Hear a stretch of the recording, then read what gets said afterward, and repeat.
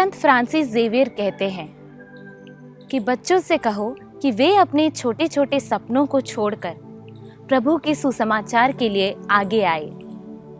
सुसमाचार का प्रचार करना हमारे जीवन का प्रथम उद्देश्य है।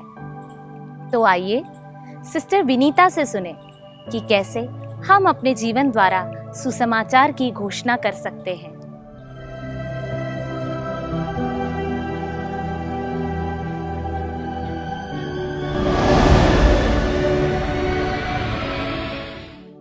प्रिय मित्रों, अक्टूबर महीना पवित्र रोजरी और मिशनरी कार्य के लिए समर्पित है। आइए हम संत फ्रांसिस जेवियर की जीवनी पर अपना ध्यान केंद्रित करते हैं। फ्रांसिस जेवियर का जन्म 7 अप्रैल सन 1506 ईस्वी को स्पेन के एक राजघराने में हुआ था। उनका वास्तविक नाम फ्रांसिस द जेवियर जासूस था, लेकिन उन्होंने घर त्याग कर कैथोलिक धर्म का प्रचार करने का दृढ़ निश्चय कर लिया और धर्म प्रचारक होने के कारण उनका नाम संत फ्रांसिस हो गया। संत फ्रांसिस जेवियर संत से पहले एक सिपाही थे। वे इग्नासियस लोयोला के छात्र थे। इग्नासियस लोयोला जीसस के आदेशों के संस्थापक थे। बताया जाता है कि पुर्तगाल के राजा जॉन III और उस वक्त के पोप ने जेसुइट मिशनरी बनाकर फ्रांसिस जेवियर को धर्म प्रचार के लिए भारत भेजा। उस समय गोवा में पुर्तगाल का अधिकार था। उन्होंने पूर्व की जोखिम भरी समुद्री यात्रा सन 1551 से प्रारंभ की। इस यात्रा के दौरान वे मोजाम्बिक, मासिदी, सोक्रेता होते हुए गोवा पहुंचे। ओल्ड गोवा को अपना स्थायी निवास बनाकर काफी समय तक आसपास के क्षेत्रों में धर्म का प्रचार किया।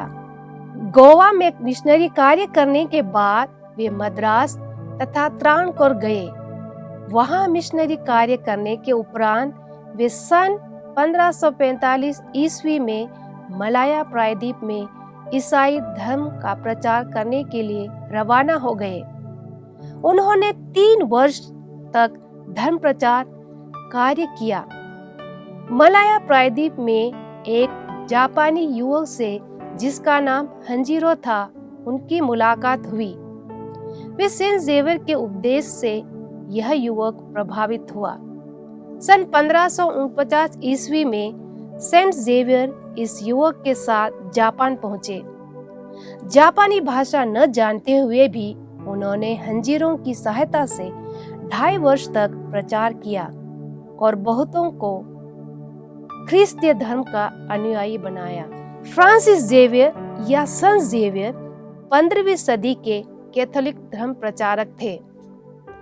कैथोलिक संप्रदाय के लोग संत फ्रांसिस जेवियर का नाम आदर और सम्मान से लेते हैं। अलौकिक चमत्कारी शक्तियों के कारण संत जेवियर विख्यात थे। अल्प मिशनरी समय में 52 भिन्न राज्यों में यीशु मसीह का प्रचार किया। कहा जाता है उन्होंने हजारों मील के क्षेत्र में घूम घूम कर प्रचार किया और लाखों लोगों को यीशु मसीह का शिष्य बनाया। जापान से वे सन 1552 ईस्वी में गोवा लौटे और कुछ समय के उपरांत चीन पहुंचे। प्रचार के दौरान ही संत की मृत्यु 3 दिसंबर सन 1552 को सांक्यान द्वीप में हो गई। बाद में मृत शरीर को कोफिन में रखकर मलक्का ले जाया गया। ऐसा कहा जाता है कि जेवियर ने मृत्यु से पहले शिष्यों को उनका शव गोवा में दफनाने को कहा था, जिसके बाद फ्रांसिस जेवियर की इच्छा के मुताबिक उनका पार्थिव गोवा में दफनाया गया। लेकिन कुछ सालों बाद रोम से आए संतों के डेलीगेशन ने उनके शव को कब्र से बाहर निकालकर फ्रांसिस जेवियर चर्च में दोबारा दफनाया। ऐसा कहा जाता है कि कुल 3 बार उनके शव को दफनाया गया, पर हर बार संत का शरीर उसी ताजा अवस्था में था जैसे उन्हें पहले दफनाया गया था। यह कहानी भी प्रचलित है कि संत के शरीर में दिव्य शक्तियां हैं। संत फ्रांसिस जेवियर की डेड बॉडी आज भी बेसिलिका ऑफ बॉम जीसस के चर्च में रखी है। गोवा के जर्नलिस्ट फ्रेडी अल्मेडा के मुताबिक हर 10 साल में ये बॉडी दर्शन के लिए रखी जाती है। 2014 में आखिरी बार इस बॉडी को दर्शन के लिए निकाला गया था। बॉडी को कांच के एक ताबूत में रखा गया है। आज भी ये बॉडी सड़ी नहीं है। संत की बॉडी को लेकर कहानी प्रचलित है कि मृत्यु के पहले संत फ्रांसिस जेवियर ने अपना हाथ अपनी दिव्य शक्ति के जरिए शरीर से अलग किया था।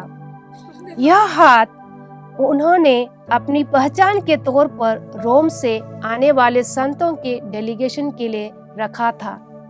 इसके साथ उन्होंने एक चिट्ठी भी शिष्यों को दी थी। आज भी यह अलग हुआ हाथ चर्च में मौजूद है।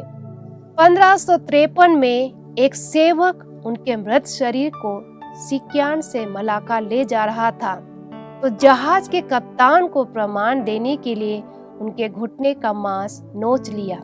1554 में एक पुर्तगाली महिला यात्री ने उनकी एड़ी का मांस काटकर स्मृति के रूप में उनके पवित्र अवशेष अपने साथ पुर्तगाल ले गई। संत के पैर की एड़ी अलग हो गई, जिसे बेसिलिका के एक्राइडी में एक क्रिस्टल पात्र में रखा गया। 1695 में संत की भुजा के भाग को रोम भेजा गया, जिसे चर्च ऑफ येसु में प्रतिष्ठित किया गया। एक हाथ का कुछ हिस्सा 1619 में जापान के जेसुइट प्रोविंस में प्रतिष्ठित किया गया। पेट का कुछ भाग निकालकर पवित्र स्थानों पर स्मृति अवशेष के लिए भेजा गया। आइए हम सेंट फ्रांसिस जेवियर के मध्यस्थ प्रार्थना से अपने जीवन को मिशन कार्य के लिए समर्पित करें।